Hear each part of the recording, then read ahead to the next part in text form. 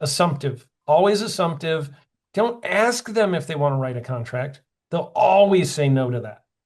Just say, hey, what's the correct legal spelling going to be on the paperwork for you? And she's like, Sherry L, whatever. And you're like, Oh my okay, God, it is Sherry L. It's Sherry Lynn. well, I'm Weird. psychic. Then you're gonna be like, okay, great. And all right, and what's your address at your current residence so I can put that into the paperwork? Okay, great. All right, I should have the paperwork ready for you in about 15 minutes. We can jump on a Zoom and I'll go over it with you. Sound good? Like assume yes.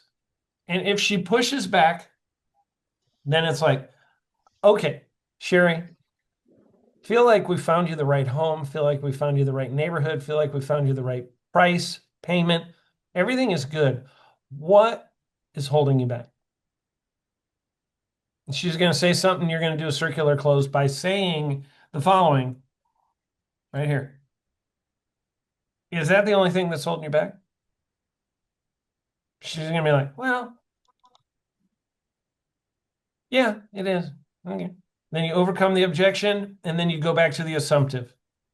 So she was worried about like the landscaping, how to get that taken care of at one point. But we do have some wiggle room on the cost of the home because we never adjusted it when we went into Mark Systems. So in Mark Systems, it's like 758.9, I think, and I'm selling it for 775. So Mike said if she's like at the point where it's gonna break the deal, we can roll like 15 grand of that into the contract. I've never seen $15,000 in landscaping put into a home. That's an insane number for landscaping. We paid 20 for the model. Model homes are different. Well, Nobody it's ever Mike, does it like a Mike said it model. would probably be about 15 to 20 because they have to have irrigation and stuff. Oh, if you're adding a sprinkler system to Yeah, it. yeah. Okay.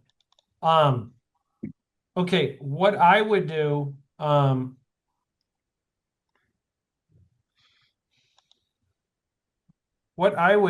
is I would go ahead and try and close without that.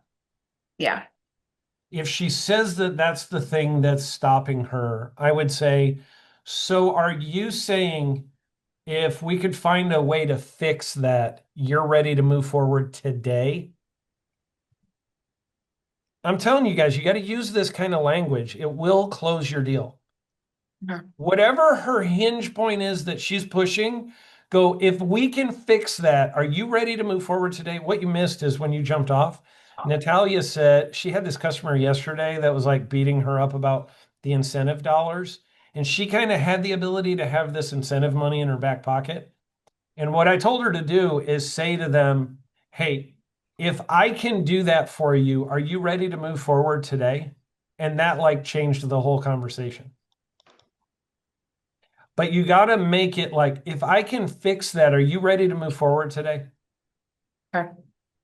And if she says yes, then I would start with a number like 10 grand. I wouldn't give her the whole 15. And just Okay. hold that back a little bit in case you need to. Okay.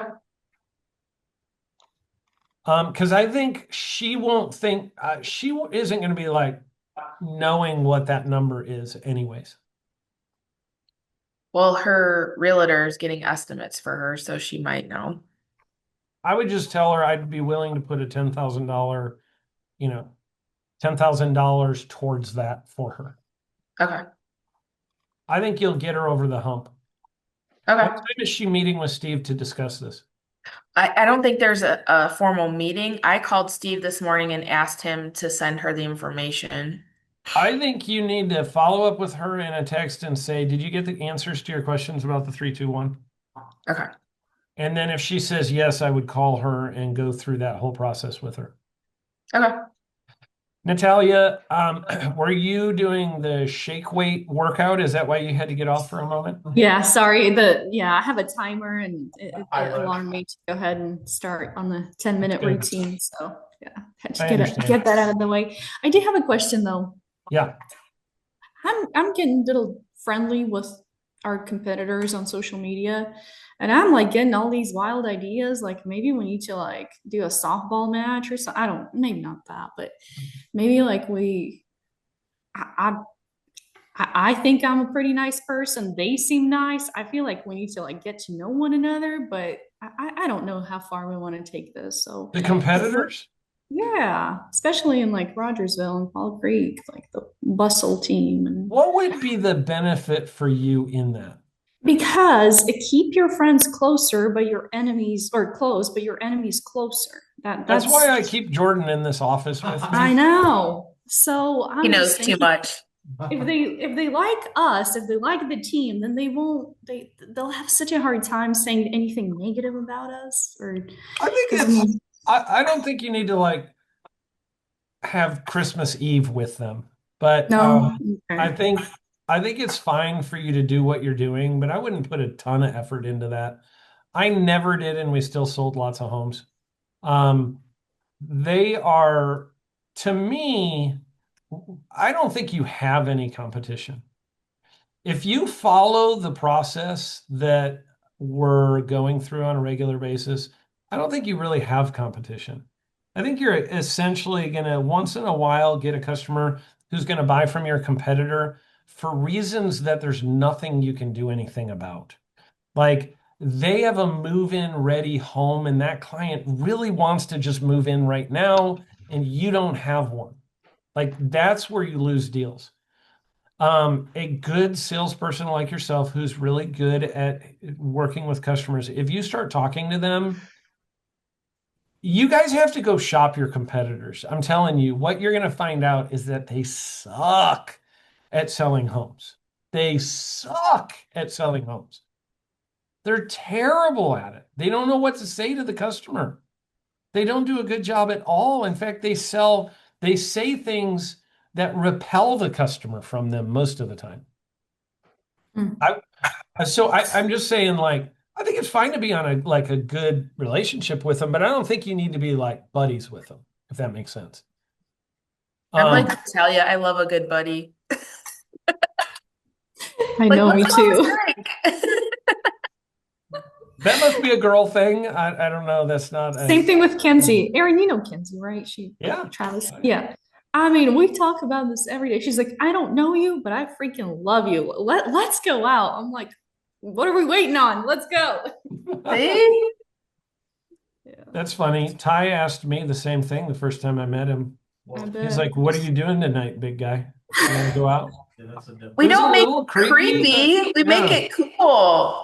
You're making it creepy. It was strange, Look especially at the way Ty. he was, He's creeped out. He's in especially the the mountains, way, creeped out. especially the way Ty was kind of pulling up his pant leg when he was doing it, showing me his legs. I thought it was awkward, but Ty, are you okay? You all right? Blink twice if you need help. This is not the conversation I wanted heading into the holidays. After thoughts of sugar plums and Aaron's advances. The HR meeting. Aaron's advances. That's funny. Jordan, I don't know. I couldn't help it. Sorry, guys. Jordan's HR, isn't he? He needs to be. All right. Any other challenges, obstacles, objections? I had a question about your two choices methods. Yeah. When it comes to realtors.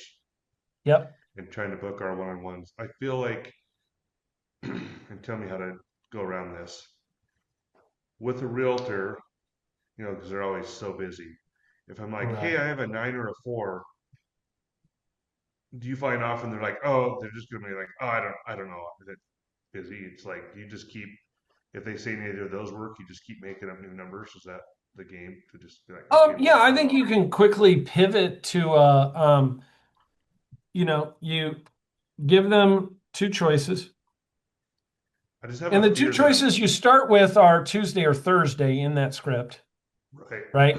And maybe you want to pivot that to Tuesday and Friday or whatever you want to do. I just would make it. I find that most realtors, their busier days are Friday, Saturday, Sunday. Mm-hmm. Sure. So I try to stay out of those days. That's why my script is Tuesday or Thursday, but you could make it Monday or Thursday if you want to. So that it's not like overlapping your days off. You don't want to do it on your day off necessarily.